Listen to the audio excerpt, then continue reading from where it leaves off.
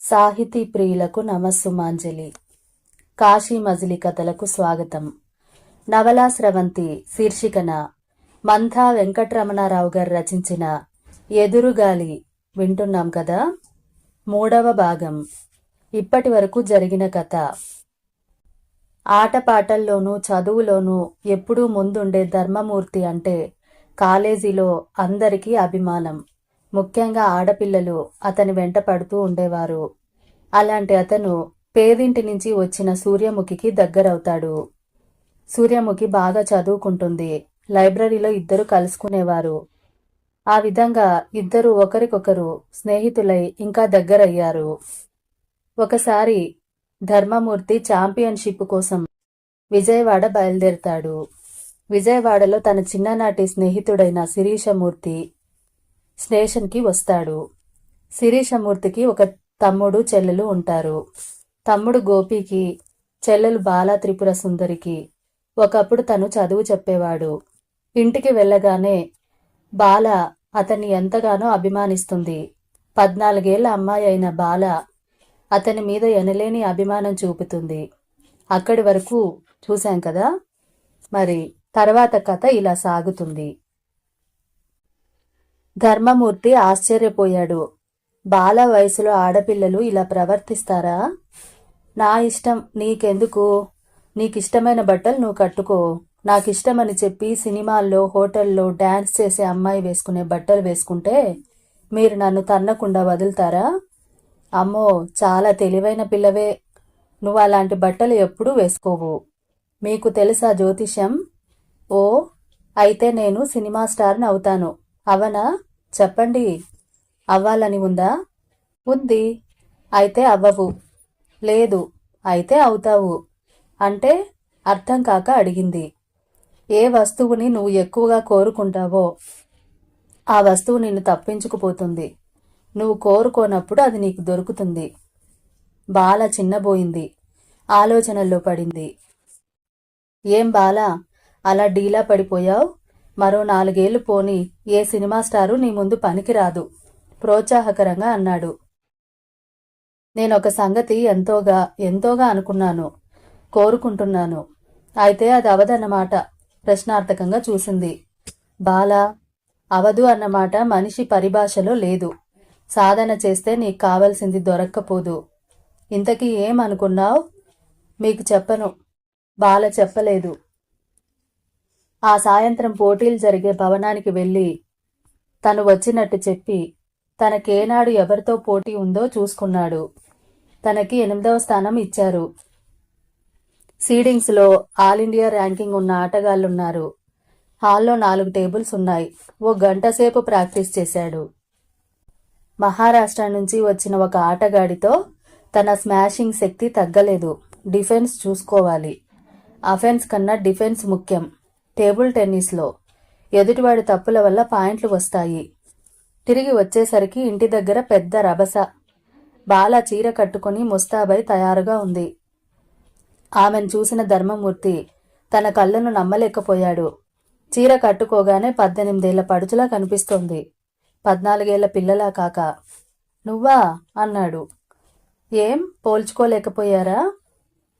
అవును, పరాకున ఉండి ఎవరో అనుకున్నాను. మీరు మమ్మల్ని సినిమాకి తీసుకెళ్ళాలి అంది బాల. శిరీష్ చిరాగ్గా అన్నాడు. ఈసరికి ఆరంభం అయిపోయి ఉంటుంది. అక్కడికి బస్సులో వెళ్ళటానికి అరగంట పడుతుంది. ముందుగా చెప్పి ఉంటే త్వరగా వచ్చుందనే. పోనీ నా మ్యాచెస్ అయిపోయాక ఒక రోజున వెళ్దాం అనునయంగా అన్నాడు ధర్మమూర్తి. మరిప్పుడేం చేద్దాం? గోపి అడిగాడు. అలా కబూర్లు చెప్పుకుంటూ నడుద్దాం పదండి ధర్మమూర్తి అన్నాడు. తన ముస్తాబంతా వృధా అయిపోతుందని విచారిస్తున్న బాల పదండి అంది. నలుగురు నడుచుకుంటూ హైదరాబాద్ విజయవాడ ట్రంక్ రోడ్ ఎక్కారు. ధర్మమూర్తి పక్కనే నడవటానికి గోపి పోటీ పడ్డాడు. వీలు దొరికినప్పుడల్లా బాలని పక్కకి తోసేస్తున్నాడు. బాల, గోపి ఒకరిని మించి ఒకరు వింతలు విశేషాలు చెప్పేస్తున్నారు. ఆ గుట్ట మీద కోటలా కనిపిస్తోందే, అది ఒక ఫ్రెంచి వ్యక్తి ఉండే ఇల్లట. అతడు పోయాక దానిని మ్యూజియం కింద మార్చేశారు బాల చెప్పింది. ఆ గుట్ట మీదకి పదండి మాస్టారు.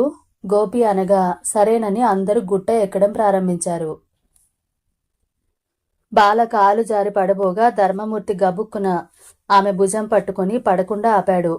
జాగ్రత్త, చూసుకున్నాడు అని హెచ్చరించాడు. అబ్బా, మీకెంత బలమండి మాస్టారు, ఒక బొమ్మని పట్టుకున్నట్టు పట్టుకుని పడకుండా ఆపేశారు అంటూ నవ్వింది బాల. శిరీష్ అన్నాడు, పడనీరా, ముందు పళ్ళు 3 రాలితే బుద్ధొస్తుంది, మరెవ్వడూ పెళ్లాడ్డు. నాకసలు పెళ్ళే వద్దు, హాయిగా చదువుకుని ఉద్యోగం చేస్తాను. మగాళ్ళకే లేవు ఉద్యోగాలు, మీకెవరిస్తారు? శిరీష్ అన్నాడు. మనకి లేకపోవచ్చు కానీ వాళ్ళకి దొరకడం కష్టం కాదురా శిరీష్. టైపిస్టులుగా, టెలిఫోన్ ఆపరేటర్లుగా, పిఏలుగా, రిసెప్షనిస్టులుగా అమ్మాయిలకే ప్రిఫరెన్సు. స్కూళ్లలో మాస్టర్ అమ్మాయిలు అమ్మాయిలే. మాస్టర్ అమ్మలు అమ్మాయిలు కాక అబ్బాయిలు ఎలా అవుతారండి? బాల కిలకిల నవ్వింది. బాల తెలివైన పిల్లరా శిరీష్, ఎంఏ చదివించు. నాకు లాయర్ అవ్వాలనుంది మాస్టారు.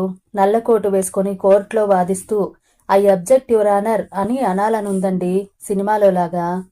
ధర్మమూర్తి భుజాన పెన వేసుకుని నడుస్తోంది బాల. అతడి బలమైన శరీరం ఆమెకు ఊతాన్నిస్తోంది. ధర్మమూర్తికి స్పర్శజ్ఞానమే లేదు. చిన్నపిల్లవాడు తండ్రిని ఆనుకొని నడిస్తే తండ్రి ఆ స్పర్శ గమనించి మాత్రం మైకంలో ఉన్నట్టు కళ్ళు మూసుకుంది. తండ్రి ఆ స్పర్శ గమనించినట్టు. అతడి చెయ్యి ఆమె చెక్కిలికి కదలికలో తగిలినప్పుడు ఒక లిప్త మాత్రం మైకంలో ఉన్నట్టు కళ్ళు మూసుకుంది. మళ్ళీ ఏదో రాయి మీద జోడు జారడం వల్ల తుళ్ళింది. బుట్ట బొమ్మల ఆ చీర ఎవడు కట్టుకోమన్నాడు? పరికినీ బాడీ వేసుకుంటే పోలా? శిరీష్ చిరాకు పడ్డాడు.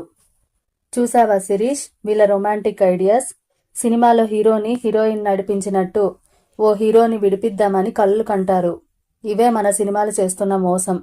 దేవదాసుల తాగి తాగి రోగంతో చంద్రముఖి ఒడిలో కాని, పార్వతి వీధి చావిడిలో గాని చస్తే ఎంత బాగున్నో అనిపించేటట్టు మగాళ్ళకి, అటువంటి మగాళ్ళని ఒడిలోకి తీసుకుందామని ఆడవాళ్ళకి అనిపించేలా సినిమాలు.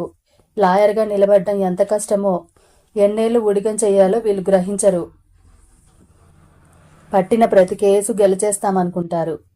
దేవదాసుది ఎంత ఉదారమైన జీవితమో గ్రహించరు. అటువంటి హీరో గురించి కలలు కంటారు. చంద్రముఖి అనుభవించిన నరకం, కోరికల్ని అంచుకున్న పార్వతి మానసిక వేదన వీళ్ళని అనుభవించమంటే తెలుస్తుంది. గుట్ట ఎక్కి ఒక చదునైన ప్రదేశంలో కూర్చున్నారు. మనదంతా మేక్ బిలీవ్ ప్రపంచంగా. ధరం, మనల్ని మనం మోసగించుకుంటాం. మనం కాలేని వ్యక్తులుగా అయ్యామనుకుంటే, జరగసాధ్యం కానివి జరిగాయనుకుంటే పగటి కలలు కంటాం. అటువంటి సన్నివేశాలు వెండితెర మీద అగుపడితే ఆనందంతో పొంగిపోతాం. నిజం చేదుగా ఉంటుంది, కల తీయగా ఉంటుంది. మన సంగతి తీసుకో.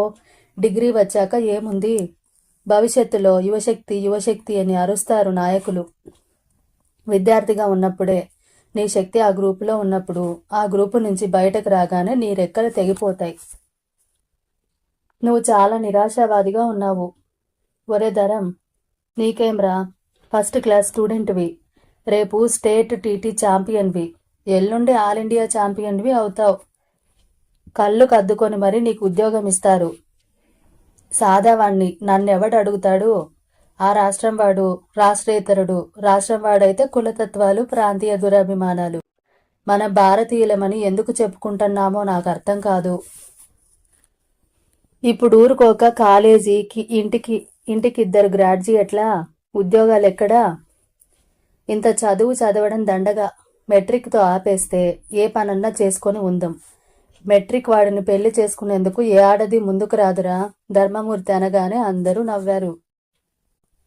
వినరా గోపి, నువ్వు ఎంఏ పాస్ అయితే గాని ఎవరిది పెళ్లాడదు, బాల ఎద్దేవా చేసింది. నువ్వు బిఏ పాస్ అవ్వంది నిన్ను ఎవడు పెళ్లాడ్డు. పేరమ్మ గారి సుశీలకి పెళ్లి చూపుల్లో అమ్మాయి ఏం చదివింది అంటే ఇంటర్ అని చెప్తే ఆమ్లం తాగినట్టు మొహం పెట్టాడు పెళ్లి కొడుకు అన్నాడు గోపి. ఇలా కబుర్లు వెళ్ళాయి. 1 గంట కూర్చొని కొండ దిగిపోయారు. ధర్మమూర్తి పోటీల్లో పాల్గొన్నప్పుడు రోజు అతడితో గోపి బాల వెళ్లేవారు. సెమీఫైనల్స్ వరకు సులభంగా గెలుచుకున్నాడు ధర్మమూర్తి. ప్రతిరోజు ఆట గెలవగానే ముగ్గురు ఎంతో ఆనందంగా ఇంటికి తిరిగి వచ్చేవారు. సెమీఫైనల్స్లో ఒకప్పటి ఆల్ ఇండియా ఛాంపియన్ని ఎదుర్కోవాల్సి వచ్చింది. మొదటి గేమ్ పోయింది. రెండో గేమ్ ఇద్దరూ సమానంగా వెళ్లారు. అఫెన్స్ లాభం లేదని డిఫెన్స్ మొదలుపెట్టారు. అపోనెంట్ చేసిన పొరపాట్ల వల్ల గెలిచాడు. తర్వాత గేమ్లో మొదటి నుంచి అటాక్ ప్రారంభించి 8 పాయింట్ల తేడాతో గెలిచాడు. ధర్మమూర్తి ఫైనల్స్కి వచ్చేశాడు. ఆ రోజు ధర్మమూర్తి కన్నా ఎక్కువగా ఆనందించింది బాల. మర్నాడు పేపర్లలో ధర్మమూర్తి ఆట గురించి వివరాలతో వచ్చినప్పుడు 1కి 10 సార్లు చదివింది. ఫైనల్స్కి ఇంటిల్లిపాది బయలుదేరారు. శిరీషు తల్లిదండ్రులతో సహా. ధర్మమూర్తి ఉదయం నుంచి అక్కడే ఉన్నాడు. సెమీఫైనల్స్లో తనతో ఓడిపోయిన ఆటగాడితో ప్రాక్టీస్ చేస్తూ. ఫైనల్ సాయంత్రం 7 గంటలకి ప్రారంభమైంది. హాల్ అంతా ప్రేక్షకులతో నిండిపోయింది.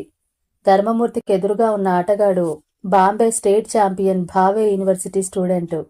డిఫెన్సు అఫెన్సు రెండూ బాగా ఉన్నవాడు.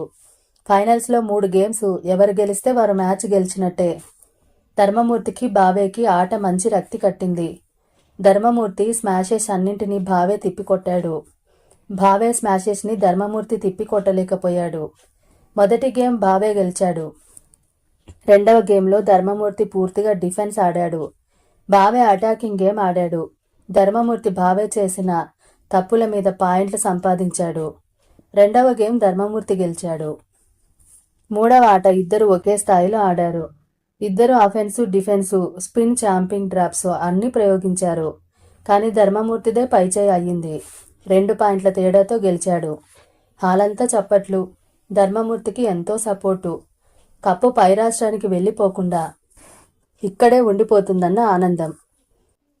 4వ గేమ్ ధర్మమూర్తి గబగబా 6-0 ఆధిక్యతకి వెళ్ళిపోయాడు. అయితే అతి విశ్వాసం వల్ల భావే పట్టుబట్టి ఆడటం వల్ల మరీ పాయింట్లు రాలేదు. భావే వరుసగా 8 పాయింట్లు గెలుచుకున్నాడు. తర్వాత ధర్మమూర్తి అతన్ని చేరుకున్నాడు.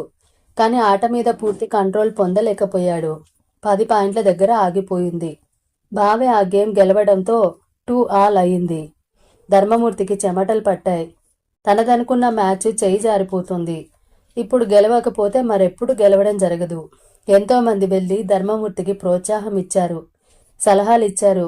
బాల గోపి వెళ్ళి ధర్మమూర్తితో అన్నారు, తప్పక గెలుస్తారు మాస్టారు, ప్రతి పాయింట్ కోసమూ ఫైట్ చేయండి. 5వ గేమ్ ప్రారంభమైంది. ఇద్దరు ఆటగాళ్లు అతి జాగ్రత్తగా ఆడటం మొదలుపెట్టారు. ఎవరూ స్మాషెస్ కొట్టడం లేదు. ఒక్కొక్క పాయింట్ కోసం 2-3 నిమిషాలు ర్యాలీయింగ్ సాగింది. మొదటి పాయింట్ భావే తీసుకుంటే రెండో పాయింట్ ధర్మమూర్తి తీసుకున్నాడు. అలాగే ఇద్దరు ఒకరినొకరు వదిలిపెట్టకుండా 20 పాయింట్ల వరకు వచ్చారు. ఇక్కడికి వచ్చాక ఎవరైతే 2 పాయింట్లు వరుసగా గెలుస్తారో అతడు ఆట గెలుస్తాడు. ప్రతి పాయింట్కి సర్వీసు మారింది. ఆ విధంగా ఇద్దరి మధ్య ఒక పాయింట్ ఆధిక్యత రాగానే రెండో ఆటగాడు ఆ తర్వాత పాయింట్ తను తీసుకోవడం వల్ల కథ మొదటికి రావడం జరిగింది. 5 నిమిషాల కాలం ఎవరికి ఎక్కువ ఓర్పు సహనం ఉంటే వారు గెలుస్తారన్నది ఖాయం. ధర్మమూర్తికి 5వ నిమిషంలో గేమ్ పాయింట్ వచ్చింది 10వసారి. ఈసారి పాయింట్ వదలకూడదు. సూర్యముఖి ముఖం కనిపించింది మనసులో. ఆమె అంటోంది, ఈ పాయింట్ గెలుస్తావని. బావే కొట్టిన బంతి స్మాష్ చేయడానికి అనువుగా వచ్చింది. ఈ గేమ్లో ఇంతవరకు స్మాష్ చేయలేదు.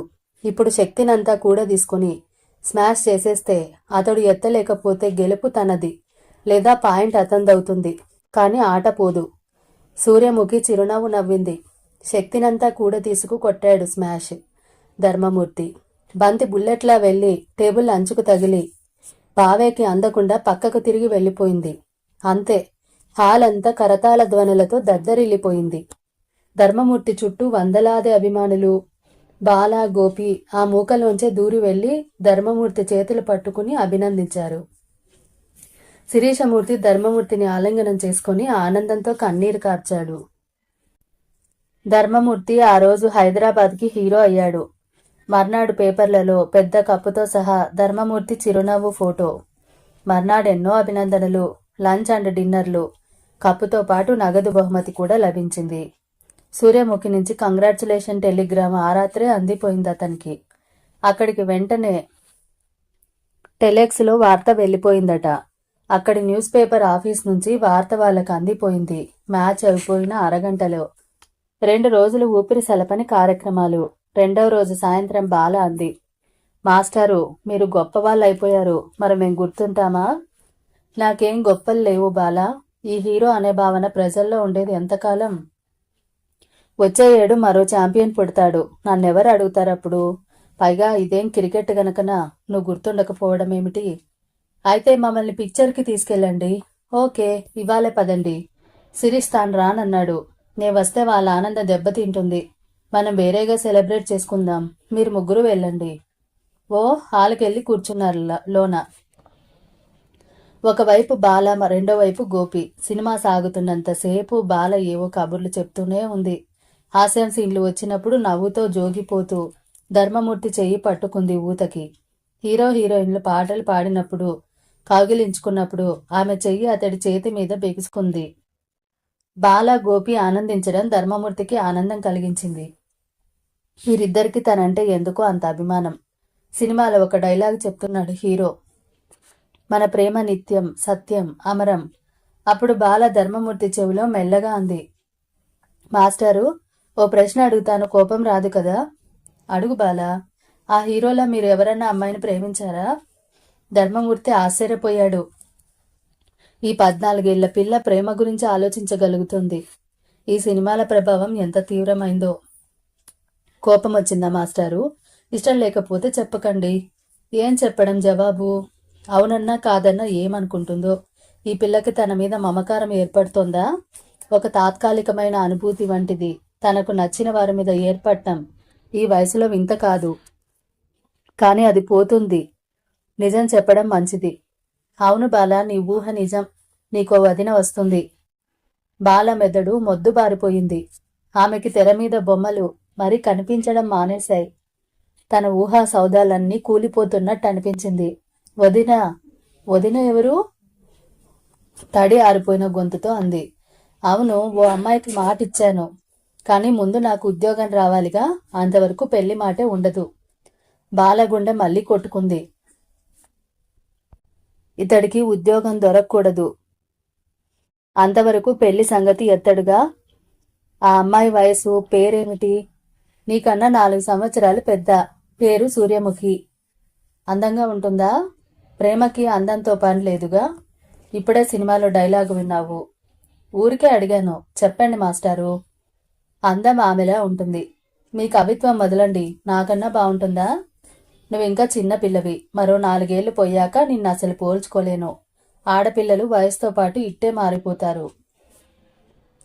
మీ పెళ్లికి నన్ను పిలుస్తారా? ఆమె గొంతులో ఏడుపు ధ్వనించింది. సూర్యముఖిని చంపేయాలన్నంత కోపం వచ్చింది. ఎందుకు పిలువను? నువ్వు లేకుండా నా పెళ్లి జరగనే జరగదు. బాల మరి మాట్లాడలేదు. ఆలోచనలో పడింది. ఆమె మనసు దుఃఖంతో మూగబోయింది. కళ్ళ వెంబడి నీళ్లు జలజల రాలాయి. ఇంటర్వెల్ వచ్చారు.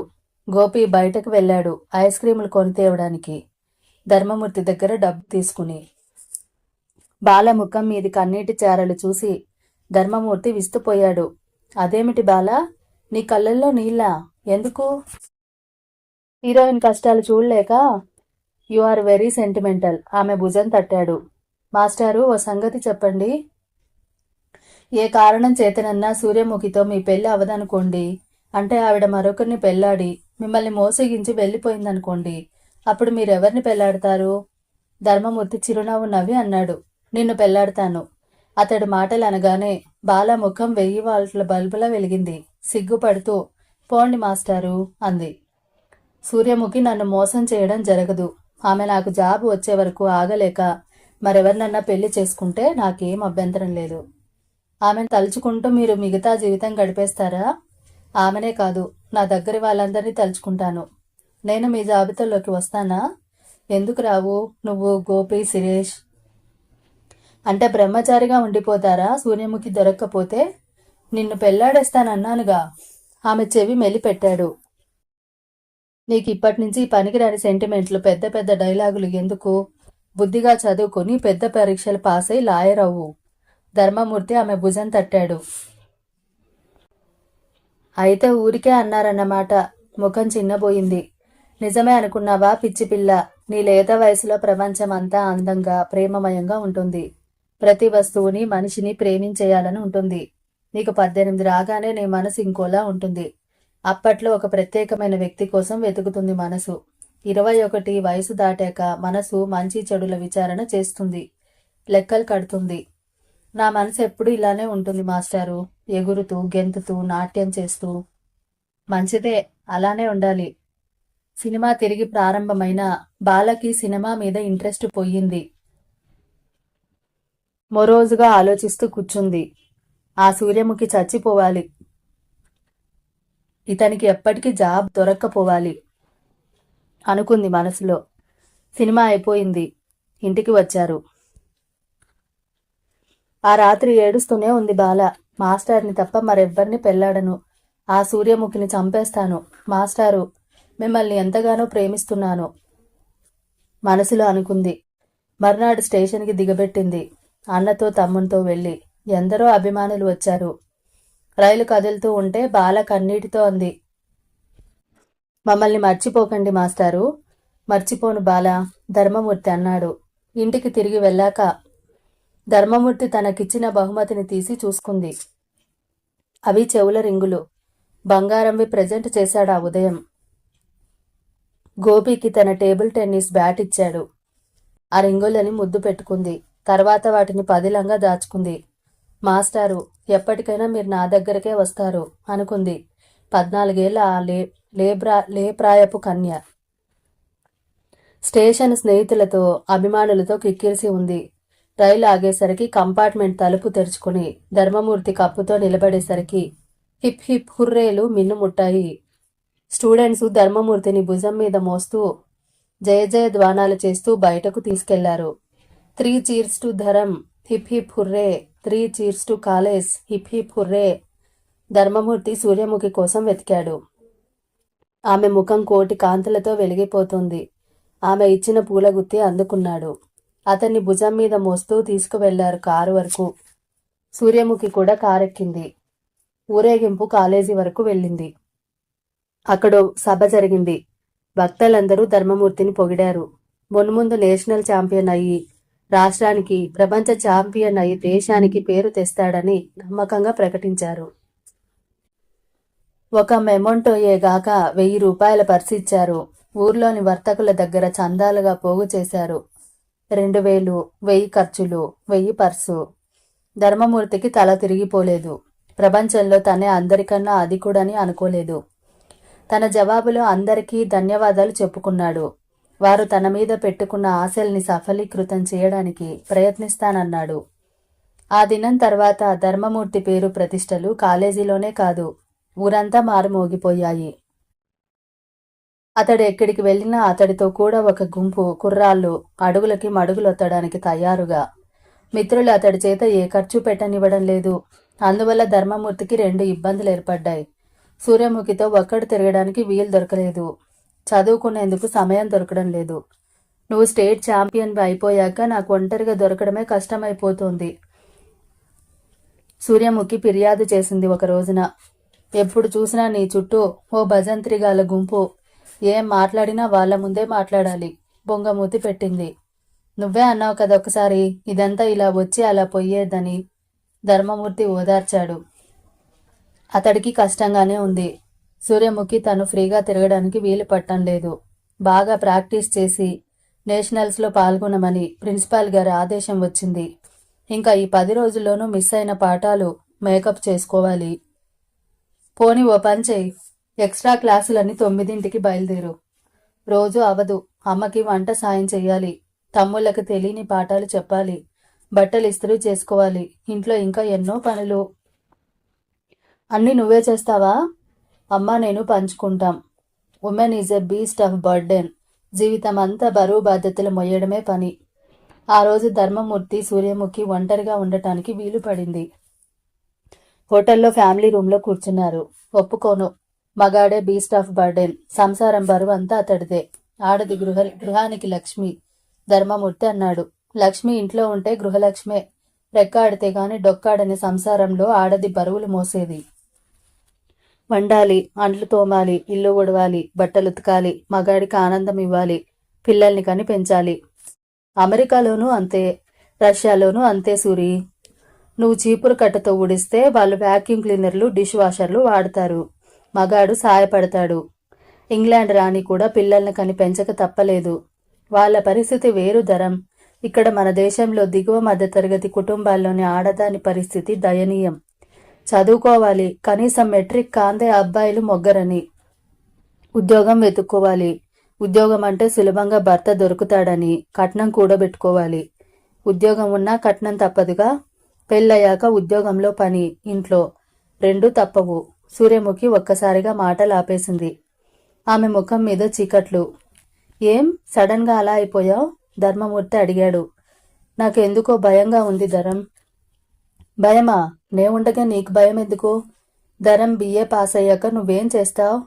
ఎంఏ చదవాలని ఉంది, కానీ చదువు కన్నా ఉద్యోగం ముఖ్యం. నాన్న వచ్చే ఏడు రిటైర్ అవుతున్నారు.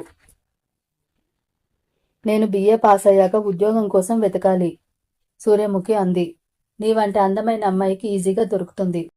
ధరం, నువ్వు ఏడాది కాలేజీ వదులుతావు, నేను వచ్చే ఏడాది వదులుతాను. ఉద్యోగంలో దూరితే అందులోంచి బయటపడ్డం కష్టం. ఆడదానికి తనదంటూ ఇల్లు సంసారం ఉండాలి కదా ఎప్పుడో ఒకప్పుడు. మా ఇంట్లో అందరూ ఒక దారిని పడ్డాక నేను పెళ్లి సంగతి గురించి ఆలోచించేసరికి ముసల్దాన్ని అయిపోనా? అది భయం. నువ్వు ఏ భయాలు పెట్టుకోకు, నాకు జాబ్ రాగానే నిన్ను పెళ్లి చేసుకుంటాను. సూర్యముఖి ధర్మమూర్తి చెయ్యి పట్టుకుంది. ఆనందంతో ఉక్కిరి బిక్కిరై. ఈ చెయ్యి వదలవుగా? వదలను, నువ్వు నిజంగా ధర్మపత్ని అవుతావు, నవ్వాడు. ధరం పత్నిని? అవును, మాట తప్పవుగా. నాది ఒకే మాట. రాముడివా? ధర్మమూర్తిని. ఆమె చేతిని తన పెదవులకి తగుల్చుకున్నాడు. నేను అంతటి అదృష్టవంతురాలినా? ఆ అదృష్టం నాది, నీది కాదు. నీ వంటి ముత్యం మా ఇంట అడుగు పెడితే మా విలువ పెరుగుతుంది. ఏ పాలరాతి భవనంలోనో ఉండాల్సిన దానివి నువ్వు. తాజ్మహల్లో ముంతాజులానా? అబ్బే కాదు, రాణిలా. మరెప్పుడు అలా అనుకుదరం. ఆ మర్నాడు ధర్మమూర్తి ఓ బంగారపు ఉంగరం కొని సూర్యముఖి వేలికి తొడిగాడు. సూర్యముఖి ఆశ్చర్యపోయింది. ఏమిటిది ధరం? తెల్లవాళ్ళు దీన్ని ఎంగేజ్మెంట్ రింగ్ అంటారు. దీని మీద మన ఇద్దరి పేర్లు చెక్కించాను. కానీ ఒక సంగతి, ముందు నాకు ఉద్యోగం దొరకాలి, అంతవరకు నువ్వు ఆగాలి.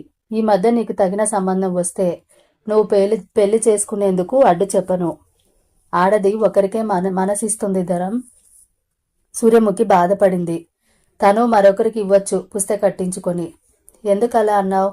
మనం అనుకోనివి ఎన్నో జరుగుతూ ఉంటాయి, అందుకు. అనుకున్నవి ముందు జరుగుతాయి. ఈ రింగ్ ఎవరిచ్చారని నాన్న అడిగితే నేను ఇచ్చానని చెప్పు. ఎందుకు ఇచ్చాడంటే ప్రధాన ఉంగరం అని చెప్పు. చెప్పమన్నావా? చెప్పు. కానీ సూర్యముఖి చెప్పలేదు. అమ్మా నాన్నలతో ఇంట్లో ఉన్నప్పుడు ఆ ఉంగరం దాచేది, బయటకు వచ్చాక పెట్టుకునేది. చెప్పావా? అడిగాడు ధర్మమూర్తి. చెప్పలేదు. ఎందువల్ల? వారి మనసులో లేనిపోని భయం ఎందుకు కలిగించాలి ధరం? నా మీద ఎన్నో ఆశలు వారికి. వారిని వారి మానాన వదిలి నిన్ను పెళ్లాడిపోతానని బెంగ పెట్టుకుంటారు. అందువల్ల వారికి తెలియకపోవడమే ఆనందం. What a tragedy. No, it is a comedy, Suryamukhi అంది. మన బతుకులు చిత్రంగా తీస్తే చూసినప్పుడు మనకే నవ్వొస్తుంది, విచారం కలగదు, సూర్యముఖి అంది. ధర్మమూర్తి టేబుల్ టెన్నిస్లో నేషనల్స్ పోటీల్లో పాల్గొన్నాడు. ఢిల్లీ వెళ్లాడు పోటీలకని. 3 రౌండ్ల వరకు నెట్టుకొచ్చాడు. 3వ రౌండ్లో ఆల్ ఇండియా ర్యాంకింగ్ ఉన్న జగన్నాథ్తో పోయింది. మ్యాచెస్ అయిపోయాక జగన్నాథ్ శర్మ ధర్మమూర్తి భుజం తట్టి, ప్రాక్టీస్ చేయి బ్రదర్, చాలా మంచి ఆట ఉంది మీ దగ్గర అని ఎంకరేజ్ చేశాడు తెలుగులో మాట్లాడి. మీరు తెలుగువారా? ధర్మమూర్తి అడిగాడు. అవును, అందుకు నేను ఒక్కడనే గర్వపడుతున్నాను. అంటే? చిరునవ్వు నవ్వి జారుకున్నాడు. తర్వాత అన్నాడు, తెలుగువాడి దారిలో పూల కన్నా ముళ్ళే ఎక్కువ తమ్ముడు. తన సొంత ప్రతిభతో ముందుకు వెళ్దామన్నా అణిచేసేవారే ఎక్కువ. మన వాళ్ళే మనల్ని అణిచేస్తారు, వారికి సాయపడగలిగే శక్తి ఉన్నా. చూశారా నేనెంత న్యాయపరుడినో అని చాటుకుందుకు ఆ పై వాళ్లే సాయపడ్డారు. అప్పలరాజు వరహాలు కలకత్తా వెళ్ళాకే పైకొచ్చారు. ఎల్లాప్రగడ సుబ్బారావు అమెరికా వెళ్ళాకే పైకొచ్చాడు. రాధాకృష్ణ గారు రాధాకృష్ణన్గా మారిపోతేనే గాని గుర్తింపు లేకపోయింది. గట్టిగా నోరెత్తి అడగలేం. మనం కానీ మన నాయకులు కానీ పైవాళ్ళని నొప్పించలేం. మనలో మనం పీకలు నరుక్కుంటాం, కానీ పైవాడితో మనం హక్కుల కోసం పోట్లాడమంటే అబ్బే నేను చాలా బుద్ధిమంతుణ్ణి, తను విశ్వాసపాత్రుణ్ణి అంటాం. తెలుగువాడికి తెలుగుదేశంలో పుట్టగతులుండవు. 2 తెలుగు వాళ్ళు తెలుగుదేశంలో కలియగానే కులం ప్రసక్తి వస్తుంది.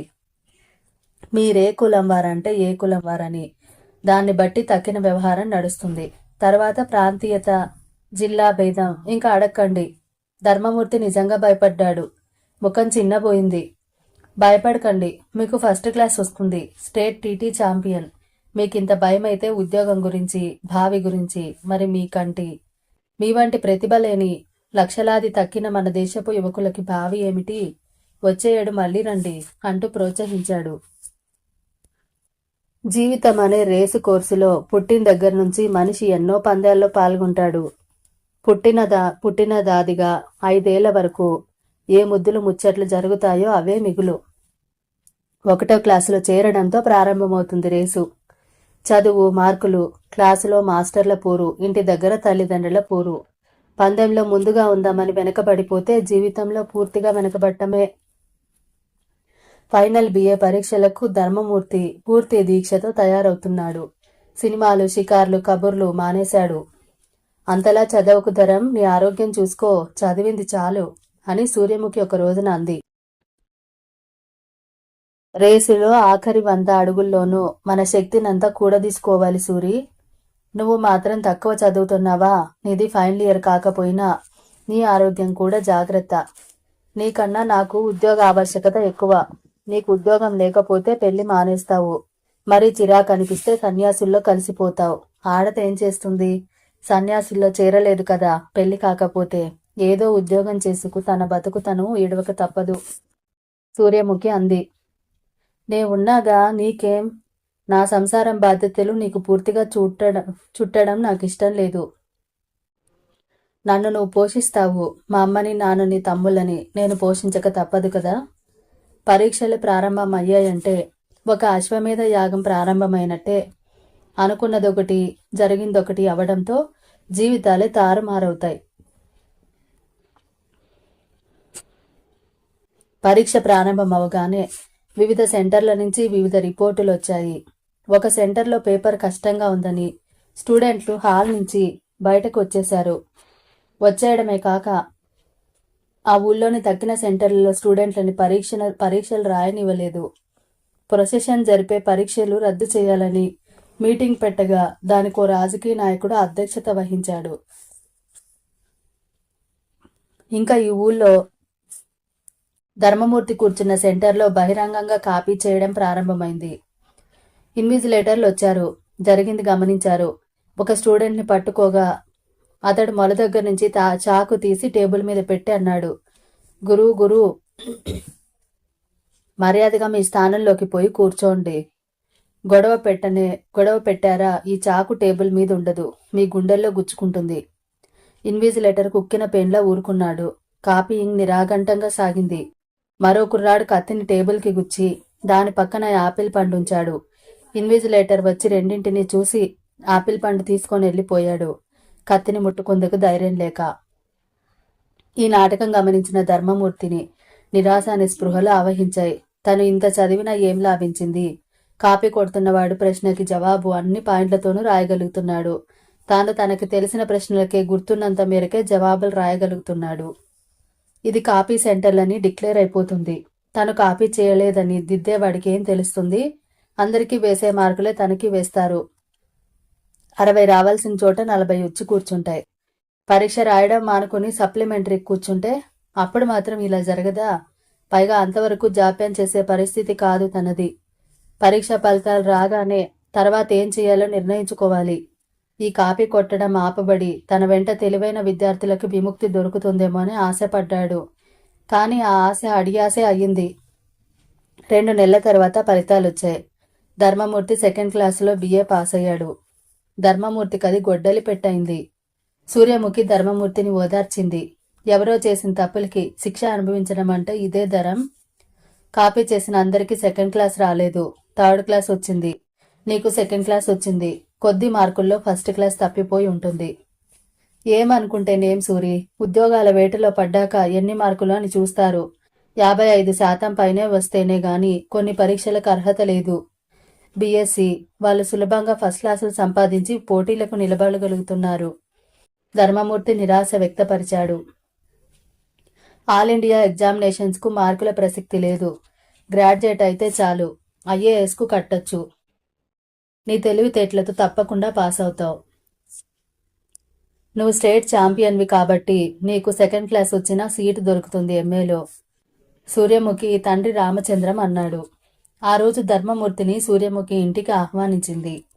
ధర్మమూర్తి పాస్ అయినందుకు అభినందించడానికే కాక తండ్రికి చూచాయగా తల్లి ద్వారా తమ మధ్యనున్న అనుబంధం గురించి తెలియజేసి ఉద్యోగం రాగానే ధర్మమూర్తి తనని చేపడతానన్న సంగతి చూచాయగా చెప్పి తండ్రి కూడా ధర్మమూర్తితో మాట వరుసకి తన సమ్మతిని తెలియజేస్తే బాగుంటుందని చెప్పింది.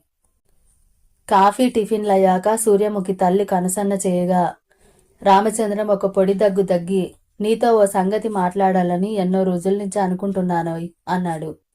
సూర్యముఖి ఇంట్లోకి జారుకుంది. ధర్మమూర్తి కిందకు తయారయ్యే వచ్చాడు. సూర్యముఖి ముందుగా హింట్ ఇచ్చింది కాబట్టి ఏ వయసులో ముచ్చట ఆ వయసులో జరిగిపోవాలి. కాదంటావా? మా అమ్మాయి సూర్యముఖి ఉద్యోగం చేసి నాకు సాయపడుతుందిట. నేనా ఈ ఏడు రిటైర్ అవుతున్నాను. పిల్లలు ఇంత ఇంత ఉన్నారు. ప్రావిడెంట్ ఫండ్ డబ్బులు ఎన్నాళ్ళు సరిపోతాయి?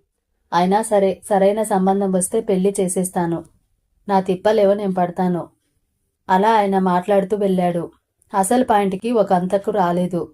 నాది సంకుచితత్వం కాదు. నా పిల్లలకు విశాల భావాలు అబ్బాలనే నా తాపత్రయం. 17 దాటాక నా పిల్లల్ని స్నేహితుల్లాగా చూస్తాను. వాళ్లలో నాకు పూర్తి నమ్మకం ఉంది. నేను సిగ్గుపడాల్సిన పని వాళ్ళెప్పుడు చెయ్యరని నా నమ్మకం. అందువల్లనే నీ వంటి ఉత్తముడిని స్నేహితుడిగా పొందిన సూర్యముఖిని నేను అభినందించాను. నీ గుణగణాలు మంచితనం మమ్మల్ని ఆకట్టుకున్నాయి. సరే, అదలా ఉంచు. మీ ఇద్దరి స్నేహం అంతటితో విడిపోగలది కాదని తెలుసుకుని ఆనందించాను. అది కలకాలం నిలబడాలని. నేను చెప్పేదేమంటే తగ్గి ఊరుకున్నాడు. సూర్యముఖి పట్ల తనకు స్నేహం ఎప్పటికీ పోయేది కాదు. మీకు అభ్యంతరం లేకపోతే. ధర్మమూర్తి కూడా పొడిదగ్గు దగ్గి ఊరుకున్నాడు. అదే నేను అనేదిని. నువ్వు లాకాయి లుకాయి మనిషివి కావు అనేది గ్రహించాను. శుభం ఆనందంగా అన్నాడు ఆయన. నాదొక మనవి. చెప్పు, నిర్మోహమాటంగా చెప్పేయి. నాకు ఉద్యోగం దొరికే వరకు ఆగాలి. ఒకవేళ ఎంఏ చదివితే కొంత ఆలస్యమవుతుంది. న్యాయమైన మాట చెప్పావు. ఇంకా సూర్యుడు బిఏ పాస్ అవ్వాలి కదా. దానికి ఓ జాబ్ దొరికితే ఇద్దరు పని చేయొచ్చు. నీ ఇష్ట ప్రకారమే కాని. రామచంద్రం బరువు తగ్గినట్టు నిట్టూర్చాడు. కథ ఇక్కడితో ఆపుతున్నానండి. తర్వాయి భాగం నెక్స్ట్ ఎపిసోడ్లో తెలుసుకుందాం. మీకు గనక నచ్చినట్టయితే తప్పకుండా లైక్ చేయండి. మీ బంధుమిత్రులకు షేర్ చేయండి. ఇప్పటి వరకు సబ్స్క్రైబ్ చేసుకోకపోతే తప్పకుండా సబ్స్క్రైబ్ చేసుకోండి. మీ విలువైన అభిప్రాయాలను కామెంట్ బాక్స్లో రాయండి. మళ్ళీ నెక్స్ట్ ఎపిసోడ్లో కలుసుకుందాం. అంతవరకు సెలవు తీసుకుంటూ మీ కల్పన.